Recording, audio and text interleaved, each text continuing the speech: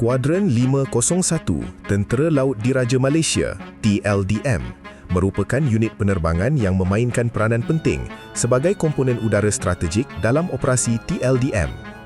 Berpangkalan di KD Raja Wali, Lumut, Perak, skuadron ini berfungsi sebagai unit TLDM di ruang udara, khususnya dalam misi peperangan anti kapal selam dan anti permukaan.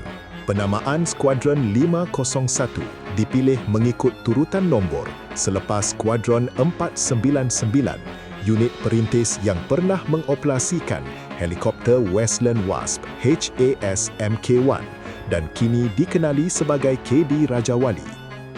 Dengan nombor 500 dikhaskan sebagai nombor simpanan bagi markas udara TLDM, nombor 501 dipilih untuk menamakan pasukan helikopter baharu yang dilengkapi dengan Super Lynx Mk100, menandakan peralihan TLDM ke era penerbangan maritim moden. Helikopter Super Lynx Mk100 dibina oleh Westland Helicopter Limited, United Kingdom dan telah dirasmikan secara rasmi pada 9 Ogos 2004 oleh Menteri Pertahanan ketika itu, Datuk Seri Muhammad Najib bin Tun Haji Abdul Razak. Skuadron 501 dilengkapi dengan 6 buah helikopter Super Lynx yang direka khas untuk operasi maritim berkeupayaan tinggi serta mampu beroperasi dari darat dan dek kapal TLDM. Dari segi peranan operasi, Skuadron 501 diamanahkan melaksanakan misi peperangan anti kapal selam dan anti permukaan. Helikopter Super Lynx dilengkapi dengan torpedo A244S Whitehead bagi misi anti kapal selam dan misal Sea Squall untuk menyerang sasaran permukaan.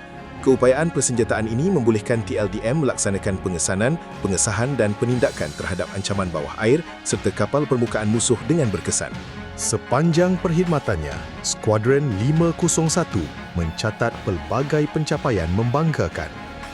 Pada 31 Ogos 2018, helikopter Super Lynx TLDM berjaya mencapai 10,000 jam penerbangan dengan rekod sifar kemalangan.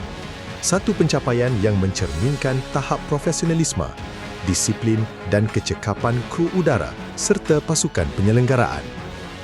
Selain itu, skuadron ini telah berjaya melaksanakan penembakan misal Sea Squall pada tahun 2007, 2008 dan 2019 serta penembakan torpedo anti kapal selam Whitehead pada tahun 2008 sekaligus membuktikan keupayaan tempur sebenar platform ini.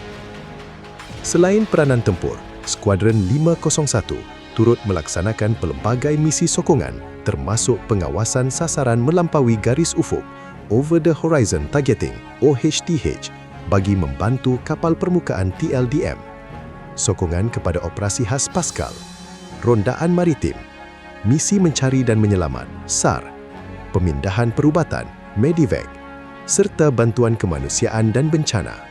Sebagai sebahagian daripada unit udara TLDM yang berpangkalan di KD Raja Wali, Skuadron 501 beroperasi seiring dengan unit udara lain seperti Skuadron 502 yang mengendalikan helikopter Fennec.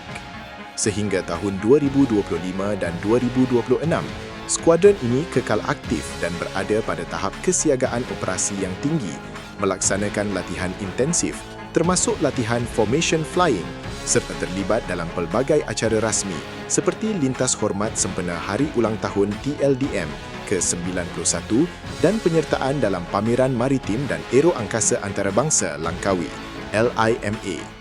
Secara keseluruhannya, Skuadron 501 KD Raja Wali merupakan aset strategik TLDM yang memperkukuh keupayaan udara armada laut negara. Dengan gabungan teknologi, latihan dan pengalaman operasi, skuadron ini terus memainkan peranan kritikal dalam mempertahankan kedaulatan perairan Malaysia daripada ancaman bawah air dan permukaan selari dengan keperluan pertahanan maritim moden.